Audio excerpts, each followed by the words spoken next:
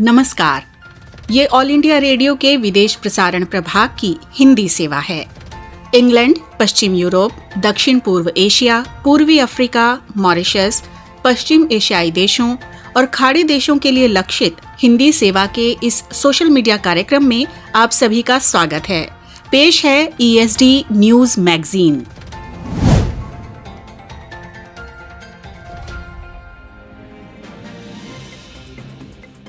ये all India radio की हिंदी सेवा है। अब आप वीरेंद्र कौशिक से समाचार सुनिए। मुख्य समाचार। प्रधानमंत्री नरेंद्र मोदी ने कहा है कि भारत की एक्ट ईस्ट पॉलिसी का मुख्य लक्ष्य आसियान रहा है। वित्त मंत्री निर्मला सीतारामन ने कहा, प्रमुख मानकों से सकारात्मक वृद्धि के संकेत मिलने से पता चलता है कि अर्थव्यवस्था मजबूत हो रही है। बिहार में नई सरकार के गठन को लेकर राजनीतिक गतिविधियां जोरों पर। कोविड-19 से स्वस्थ होने की दर बढ़कर 92.89% हुई और लोक सेवा प्रसारण दिवस आज मनाया जा रहा है। समाचार विस्तार से। प्रधानमंत्री नरेंद्र मोदी ने कहा है कि भारत की एक्ट ईस्ट पॉलिसी का मुख्य लक्ष्य आसियान रहा है। आज शाम 17वें आसियान भारत शिखर सम्मेलन में श्री मोदी ने इस बात पर बल दिया कि सबकी सुरक्षा और वृद्धि के लिए सहयोगी और जिम्मेदार आसियान महत्वपूर्ण है। उन्होंने कहा कि भारत और आसियान की साझेदारी परंपरा और भौगोलिक स्थिति से जुड़ी है। प्रधानमंत्री ने कहा कि भारत और आसियान के बीच भौतिक, आर्थिक, सामाजिक, डिजिटल, वित्तीय और समुद्र जैसे सभी क्षेत्रों में संपर्क बढ़ाना भारत की मुख्य प्राथमिकता है। उन्होंने कहा कि भारत और आसियान पिछले कुछ वर्षों में इन सभी क्षेत्रों में निकट आए हैं। वित्त मंत्री निर्मला सीतारामन ने आज कहा कि प्रमुख मानकों में सकारात्मक वृद्धि के संकेत मिलने से पता चलता है कि अर्थव्यवस्था मजबूत हो रही है। उन्होंने कहा कि भारत ने कोविड-19 महामारी का दृढ़ता पूर्वक सामना किया और मृत्यु दर में कमी देखी जा रही है। आज नई दिल्ली में वित्त मंत्री ने कहा कि PMI सूचकांक, ऊर्जा के इस्तेमाल, GST वसूली और बैंकों के ऋणों और FPI में निवेश में वृद्धि से देश की आर्थिक व्यवस्था में बढ़ोतरी के आसार हैं।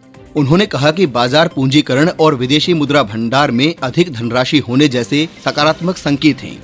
आत्मनिर्भर भारत अभियान की प्रगति की जानकारी देते हुए उन्होंने कहा, 28 राज्यों और केंद्र शासित प्रदेशों में इस वर्ष 1 सितंबर से राशन कार्डों की वैधता प्राप्त होगी। इससे करीब 69 करोड़ लोगों को फायदा पहुंचेगा, जो किसी भी सार्वजनिक वितरण की दुकानों से खाद्यान्न प्राप्त कर सकेंगे। वित्त मंत्री ने कहा कि किसानों के लिए किए गए अनेक उपायों से सकारात्मक प्रभाव पड़ा है। उन्होंने कहा कि किसान क्रेडिट कार्ड योजना के माध्यम से किसानों को 1,43,000 करोड़ रुपए से अधिक धनराशि मंजूर की गई है। वित्त मंत्री ने कहा कि देश में रोजगार बढ़ाने के लिए आत्मनिर्भर भारत योजना के अंतर्गत कई कदम उठाए गए हैं। केंद्रीय गृह मंत्री अमित शाह ने कहा है कि सीमा से लगे सभी गांवों में सभी बुनियादी सुविधाएं उपलब्ध कराई जाएंगी ताकि पलायन को रोका जा सके। आज गुजरात के कच्छ जिले के ढोढो में सरहद विकासोत्सव 2020 का उद्घाटन करते हुए श्री शाह ने कहा कि सीमाएं जब तक सुरक्षित रहेंगी, जब तक वहां रह रहे लोगों को अच्छा जीवन जीने के लिए सभी बुनियादी सुविधाएं मिलेंगी। सरकार ने कई स्थानों पर सरहद विकासोत्सव कार्यक्रम आयोजित करने का निर्णय लिया है। कच्छ की सीमा पर अंतिम गांव ढोंडो के इस कार्यक्रम की पहली मंजिल है। इस अवसर पर केंद्रीय ग्रामीण विकास मंत्री नरेंद्र सिंह तोमर ने कहा कि प्रधानमंत्री के गतिशील नेतृत्व में गांवों को बड़े पैमाने पर विकास निधि उपलब्ध कराई जा रही है। मुख्यमंत्री विजय रूपाणी ने कहा कि सीमावर्ती कच्छ जिले में 30,000 मेगावाट का सोलर पार्क स्थापित किया जा रहा है। ये दुनिया का सबसे बड़ा सोलर पार्क होगा। श्री अमित शाह ने कच्छ, बनासकांठा और पाटन सीमावर्ती क्षेत्रों में किए गए विकास कार्यों को दर्शाने के लिए आयोजित एक प्रदर्शनी का भी उद्घाटन किया। देश में कोविड-19 से स्वस्थ होने वालों की दर 92.89% हो गई है। पिछले 24 घंटों के दौरान 52,000 से अधिक लोग इस संक्रमण से ठीक हुए हैं। स्वास्थ्य मंत्रालय के अनुसार देश में स्वस्थ होने वालों की कुल संख्या 80,66,000 को पार कर गई है। देश में संक्रमित लोगों की दर 5.63% है। इस समय सक्रिय मामलों की संख्या 4,89,000 है। पिछले 24 घंटों के दौरान संक्रमण के 47,905 नए मामलों की पुष्टि होने के साथ ही ये संख्या 86 लाख से अधिक हो गई है। कोविड-19 के लिए तैयार की जा रही वैक्सीन कोविशील्ड के तीसरे चरण का परीक्षण चल रहा है। भारतीय आयुर्विज्ञान अनुसंधान परिषद ICMR और serum institute of India SII ने इसकी जानकारी दी है। ICMR कोविशील्ड वैक्सीन के लिए चल रहे परीक्षण में सहायता और धनराशि उपलब्ध करा रहा है। देश के 15 केंद्रों में कोविशील्ड के दूसरे और तीसरे चरण का परीक्षण जारी है। बिहार में नीतीश कुमार दीपावली के बाद मुख्यमंत्री के रूप में शपथ ले सकते हैं। जनता दल यूनाइटेड के महासचिव के.सी. त्यागी ने बताया कि नई सरकार के गठन की प्रक्रिया शुरू हो गई है। पार्टी अध्यक्ष नीतीश कुमार का आज नए विधायकों से पटना में अपने सरकारी आवास में भेंट करने का कार्यक्रम है। श्री त्यागी ने कहा कि राष्ट्रीय जनतांत्रिक गठबंधन के सहयोगियों के साथ बातचीत जारी है। हिंदुस्तानी आवाम मोर्चा के प्रमुख जीतन राम मांझी ने अपनी पार्टी के 4 निर्वाचित विधायकों के साथ नीतीश कुमार से मुलाकात की। श्री मांझी ने उन्हें अपने सहयोग का पत्र सौंपा। इस बीच राष्ट्रीय जनता दल के वरिष्ठ नेता तेजस्वी यादव को आज विपक्ष का नेता चुन लिया गया। पटना में गठबंधन के नवनिर्वाचित विधायकों की बैठक में ये फैसला लिया गया। उधर राज्य के मुख्य निर्वाचन अधिकारी HR श्रीनिवास ने 243 नवनिर्वाचित विधायकों की सूची राज्यपाल फागू चौहान को सौंप दी है। बिहार विधानसभा का कार्यकाल 29 नवंबर को समाप्त हो रहा है। झारखंड विधानसभा ने जनजातियों के लिए एक अलग संहिता के बारे में सर्वसम्मति से प्रस्ताव पास किया है। कल पारित प्रस्ताव में जनगणना रजिस्टर में शामिल करने के लिए अलग से आदिवासी सरना धार्मिक संहिता बनाए जाने की मांग की गई है। विधानसभा में इस आशय का प्रस्ताव पारित होने के बाद मुख्यमंत्री हेमंत सोरेन ने कहा कि धार्मिक संहिता से जनजातीय समुदायों की बड़ी संख्या मालूम होगी और इससे दस्तावेज तैयार करने में मदद मिलेगी। इस प्रस्ताव का उद्देश्य प्रत्येक जनगणना में जनजातियों की संख्या घटने से संबंधित चिंताओं का समाधान हो सकेगा। मध्य प्रदेश में आज मुख्यमंत्री शिवराज सिंह चौहान ने आत्मनिर्भर मध्य प्रदेश के लिए एक रोड मैप का लोकार्पण किया। इस अवसर पर मुख्यमंत्री ने कहा कि आत्मनिर्भर मध्य प्रदेश से शिक्षा और स्वास्थ्य पर विशेष ध्यान दिया जाएगा। इस उद्देश्य के लिए राज्य भर में अस्पतालों का एक नेटवर्क स्थापित किया जाएगा। उन्होंने कहा कि रोजगार और अर्थव्यवस्था पर भी ध्यान केंद्रित किया जाएगा और लघु और कुटीर उद्योगों को प्रोत्साहन दिया जाएगा। कर्नाटक राज्य मंत्रिमंडल ने आज बेंगलुरु नगर के लिए 18,600 करोड़ रुपए की उपनगरीय रेल परियोजना के लिए अपनी हिस्सेदारी की 15,767 करोड़ रुपए की रकम को मंजूरी दे दी। राज्य के कानून मंत्री मधु स्वामी ने बताया कि रेलवे और वित्तीय संस्थाओं के माध्यम से 7,438 करोड़ रुपए और PPP मोड के माध्यम से 3,000 करोड़ रुपए उपलब्ध कराए जाएंगे। उपनगरीय रेल परियोजना के तहत बेंगलुरु सिटी और देवनहल्ली, बाईपनहल्ली और चिक्काबनवारा, केंगरी और व्हाइटफील्ड के बीच 3 रेलवे गलियारे विकसित किए जाएंगे।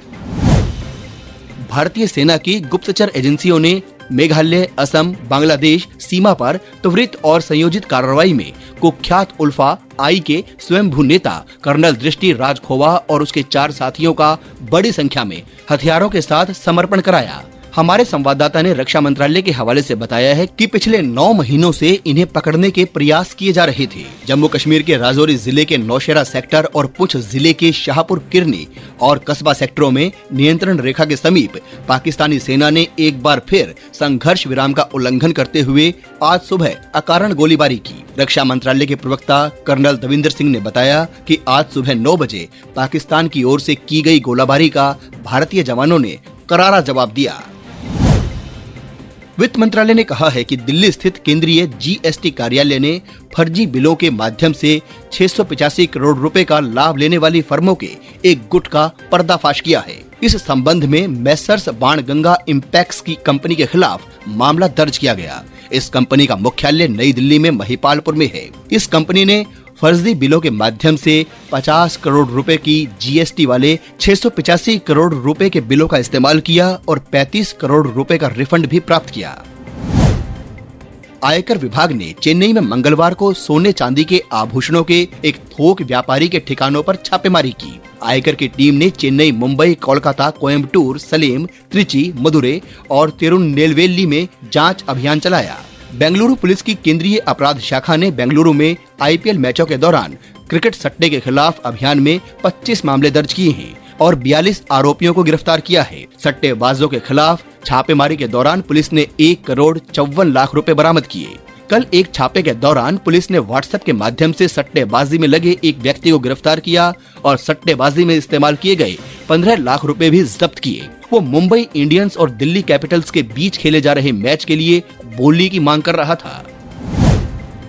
लोक प्रसारण दिवस आज मनाया जा रहा है। ये दिन 1947 में महात्मा गांधी के नई दिल्ली के ऑल इंडिया रेडियो के स्टूडियो में आने की याद में मनाया जाता है। राष्ट्रपिता ने विस्थापित लोगों को यहाँ से संबोधित किया था, जो बंटवारे के बाद अस्थायी रूप से हरियाणा के कुरुक्षेत्र में रह रहे थे।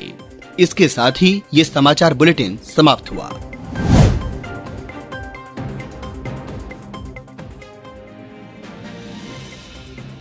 सामयिक वार्ता। विषय: विदेश सचिव की यात्रा से मजबूत होते भारत और मालदीव के संबंध। आलेख: हिंद महासागर क्षेत्र मामलों की विश्लेषक डॉक्टर गुलबिन सुल्ताना का। वाचन स्वर नीलम मलकानिया का। 12 नवंबर 2020 के लिए। भारत के विदेश सचिव हर्षवर्धन श्रृंगला ने मालदीव के अपने समकक्ष अब्दुल गफूर मोहम्मद के निमंत्रण पर मालदीव की आधिकारिक यात्रा की। कार्यभार संभालने के बाद से मालदीव की ये उनकी पहली यात्रा रही और साथ ही इस साल मार्च में कोरोना विषाणु फैलने के बाद से भी दोनों देशों के बीच पहली उच्च स्तरीय यात्रा थी। इस यात्रा के दौरान भारत के विदेश सचिव ने राष्ट्रपति इब्राहिम मोहम्मद सोलिह से मुलाकात की और मालदीव के विदेश मंत्री, रक्षा मंत्री, वित्त मंत्री, आर्थिक विकास मंत्री, योजना मंत्री, गृह मंत्री, पर्यटन, युवा और खेल मंत्री के साथ ही संसद अध्यक्ष मोहम्मद नाशीद से भी महत्वपूर्ण विचार विमर्श किए। दोनों देशों ने खेलों और युवा मामलों, प्रभावी सामुदायिक विकास परियोजनाएं और ग्रेटर माले संपर्क परियोजना के लिए 100 मिलियन अमेरिकी डॉलर के अनुदान से जुड़े सहमति पत्र पर भी हस्ताक्षर किए। भारत के विदेश सचिव की यात्रा के दौरान देश भर में बच्चों के 67 उद्यानों के लिए उपकरण भी प्रदान किए गए। श्री श्रृंगला ने भारत की सहायता से मालदीव में चल रही परियोजनाओं की प्रगति का भी जायजा लिया। दिसंबर 2019 में आयोजित संयुक्त आयोग की 6ठी बैठक के परिणामों और नवंबर 2018 में राष्ट्रपति इब्राहिम सोलिह के सत्ता में आने के बाद से बेहतर हुए द्विपक्षीय संबंधों को और मजबूत करने के उपायों पर भी इस दौरान चर्चा की गई। गत 2 वर्षों में दोनों देशों के बीच आर्थिक, आधारभूत संरचनात्मक निर्माण, सुरक्षा और रक्षा, खेल, शिक्षा, समुद्री क्षेत्र, स्वास्थ्य तथा अन्य कई क्षेत्रों में द्विपक्षीय सहयोग में काफी विकास हुआ है। भारत ने ग्रेटर माले संपर्क परियोजना के लिए 1.4 अरब अमेरिकी डॉलर और 500 मिलियन अतिरिक्त अमेरिकी डॉलर के वित्त पैकेज की भी घोषणा की है। दोनों पक्ष इस बात पर संतुष्ट हैं कि भारतीय वित्तीय सहायता से चल रही परियोजनाएं या तो पूरी हो रही हैं या जल्द ही पूरी होकर लागू होने वाली हैं। कोविड-19 की वजह से सामने आई चुनौतियों से निपटने के लिए दोनों देशों के बीच सहयोग भी इसका उदाहरण है कि 2 देशों के बीच प्रतिबद्ध साझेदारी है। कोविड-19 से निपटने के लिए भारत से मदद प्राप्त करने वाला मालदीव पहला और सबसे बड़ा पड़ोसी है। भारत ने मालदीव को 250 मिलियन अमेरिकी डॉलर मूल्य की मदद की है ताकि लॉकडाउन के दौरान भारत में मालदीव के मरीजों का इलाज हो सके। इस संदर्भ में दोनों देशों के बीच एयर बबल समझौता भी उल्लेखनीय है। ये भी उल्लेखनीय है कि 1965 में आजाद होने के बाद से मालदीव भारत का अहम साझेदार रहा है।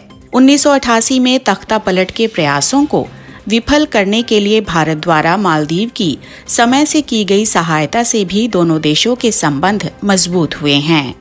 जब मालदीव में एक दलीय व्यवस्था से बहुदलीय व्यवस्था के साथ राजनीतिक बदलाव हुआ तथा 2008 में बहुदलीय व्यवस्था के अंतर्गत पहला राष्ट्रपति चुनाव हुआ, तब भी दोनों देशों की मैत्री और परस्पर समझ जारी रही। सन 2013 में राष्ट्रपति मोहम्मद वाहिद हसन और राष्ट्रपति अब्दुल्ला यामीन के समय ही भारत और मालदीव के संबंध अपने सबसे खराब स्तर पर पहुंच गए थे।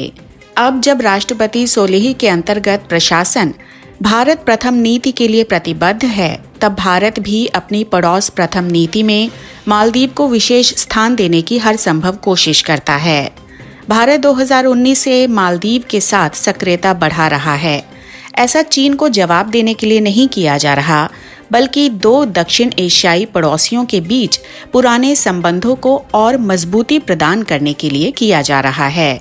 सोलिह प्रशासन ने भारत पर लगे निराधार आरोपों को कोई अहमियत नहीं दी।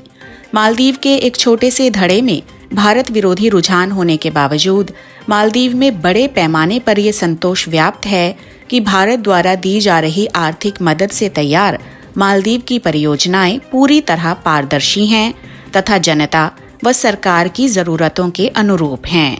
मालदीव को दी जा रही आर्थिक मदद हिंद महासागर द्वीप समूह में निर्भरता पैदा करने के उद्देश्य से नहीं है, बल्कि दोनों देशों के बीच परस्पर आत्मनिर्भरता आधारित मैत्री को बढ़ावा देने के उद्देश्य से है। दोनों देशों के बीच शुरू की गई नौका सेवा और मालदीव की मदद से भारत द्वारा सी प्लेन सेवा आरंभ करना इसका सटीक उदाहरण है। द्विपक्षीय सक्रियता के अतिरिक्त भारत बहुपक्षीय मंच पर मालदीव की मदद करने के लिए भी प्रतिबद्ध है। भारत ने 2021 में संयुक्त राष्ट्र महासभा के 76वें सत्र में अध्यक्षता के लिए मालदीव के विदेश मंत्री अब्दुल्ला शाहिद की उम्मीदवारी का समर्थन करने का आश्वासन दिया है। दोनों देशों की सरकारें संबंध मजबूत करने के लिए प्रतिबद्ध हैं, इसलिए भारत और मालदीव संबंधों का भविष्य सकारात्मक प्रतीत होता है। जिन परियोजनाओं पर सहमति व्यक्त की गई है, उनकी सफलता के लिए उच्च स्तरीय परस्पर सक्रियता बेहद जरूरी है।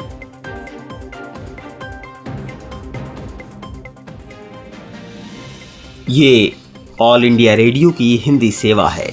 आइए सुनते हैं समाचार पत्रों से। आलेख हिंदी एकांश विदेश प्रसारण प्रभाग का है। वाचक हैं मनोज कुमार चौधरी। आज के समाचार पत्रों ने विभिन्न विषयों पर संपादकीय टिप्पणियां की हैं, वहीं समाचार पत्रों की सुर्खियां भी ध्यान आकर्षित करती हैं। सरकार के चुनिंदा सेक्टर की कंपनियों में उत्पादन आधारित प्रोत्साहन PLI योजना लागू करने की मंजूरी को लगभग सभी अखबारों ने अपनी सुर्खी बनाया है। नव भारत टाइम्स लिखता है, इकोनॉमी को रफ्तार, 10 सेक्टरों को 2 लाख का दिवाली गिफ्ट। राष्ट्रीय सहारा की सुर्खी है, उत्पादन क्षेत्र को 2 लाख करोड़ का बूस्टर डोज। बकौल हरिभूमि, अगले 5 साल 10 सेक्टरों में होंगे 2 लाख करोड़ रुपए खर्च। प्रधानमंत्री नरेंद्र मोदी के भाजपा मुख्यालय में कार्यकर्ताओं के संबोधन को भी सभी अखबारों ने प्रमुखता से दिया है। जनसत्ता लिखता है, नीतीश के नेतृत्व में आत्मनिर्भर बिहार बनाएंगे प्रधानमंत्री। हिंदुस्तान की सुर्खी है, मोदी बोले ये चुनाव भविष्य का संकेत। राजस्थान पत्रिका के शब्द हैं, बिहार में सच, विकास और भरोसे की जीत। हरिभूमि लिखता है, पीएम मोदी बोले सबका साथ सबका विश्वास के मंत्र की जीत। बकौल दैनिक जागरण, परिवार वाली पार्टियां लोकतंत्र के लिए सबसे बड़ा खतरा।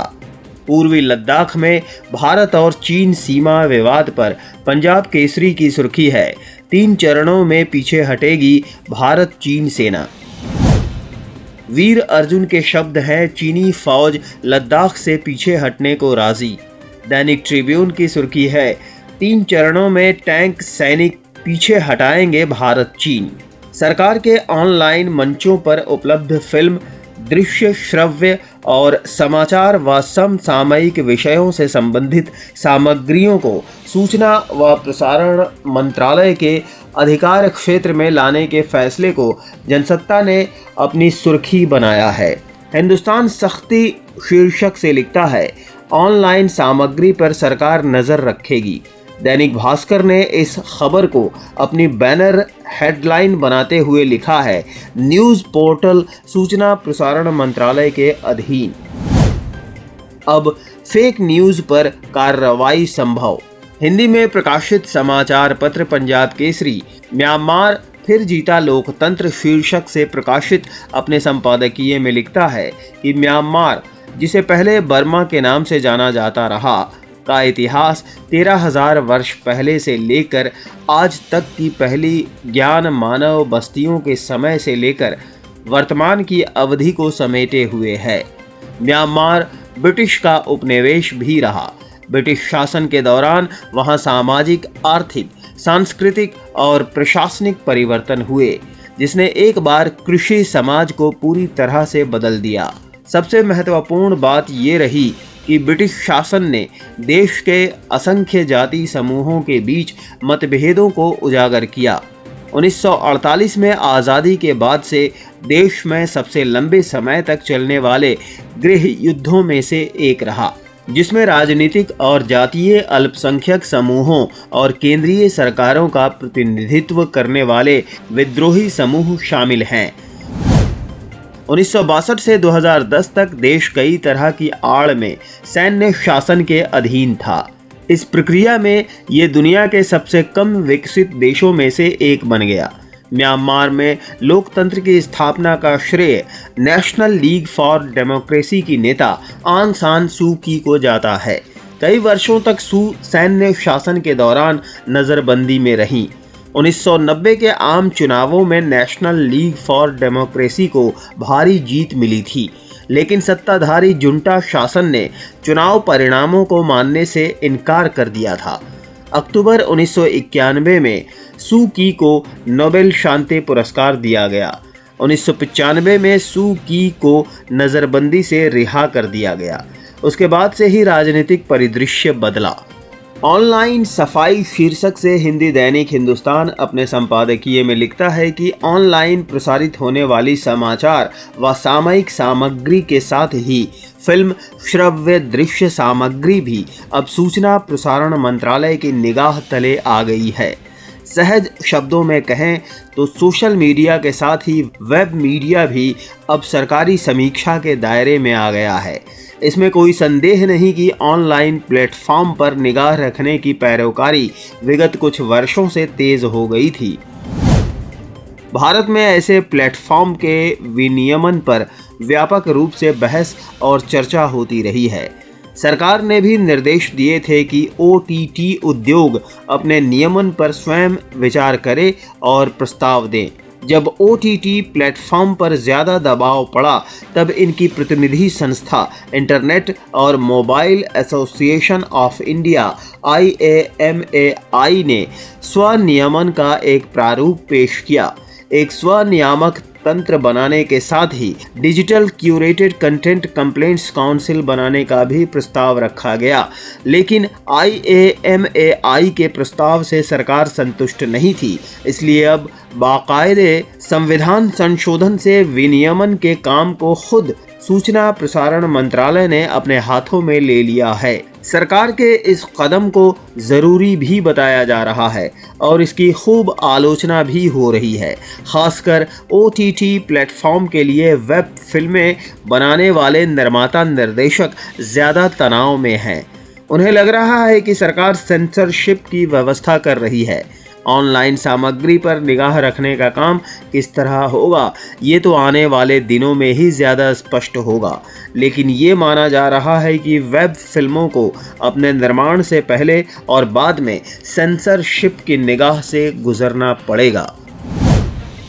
हिंदी दैनिक नवभारत टाइम्स EVM से निकला संदेश शीर्षक से अपने संपादकीय में लिखता है कि बिहार विधानसभा चुनाव इस मायने में बहुत खास थे कि ये और साथ में कुछ अन्य राज्यों के उपचुनाव भी कोरोना काल में होने वाले देश का पहला बड़ा चुनाव थे। कोरोना की आपदा के बीच ही लगभग समानांतर चले अमेरिकी राष्ट्रपति चुनावों से तुलना करके देखें तो जहां राष्ट्रपति ट्रंप को महामारी से अच्छी तरह न निपट पाने की कीमत अपने एक कार्यकाल की बलि देकर चुकानी पड़ी, वहीं बिहार में नीतीश कुमार के नेतृत्व में NDA चुनाव नतीजे आने के बाद भी चुनाव से ठीक पहले वाली सीटों पर ज्यों का त्यों डटा रहा। इसका श्रेय काफ़ी हद तक बीजेपी को ही जाता है, जिसने अपनी सीटों की संख्या में अच्छा खासा इजाफा करके उस कमी की भरपाई कर दी जो नीतीश के JDU की टैली में आई गिरावट से उपजी थी। अभी आप समाचार पत्रों से सुन रहे थे आलेख हिंदी एकांश विदेश प्रसारण प्रभाग का था। वाचक थे मनोज कुमार चौधरी।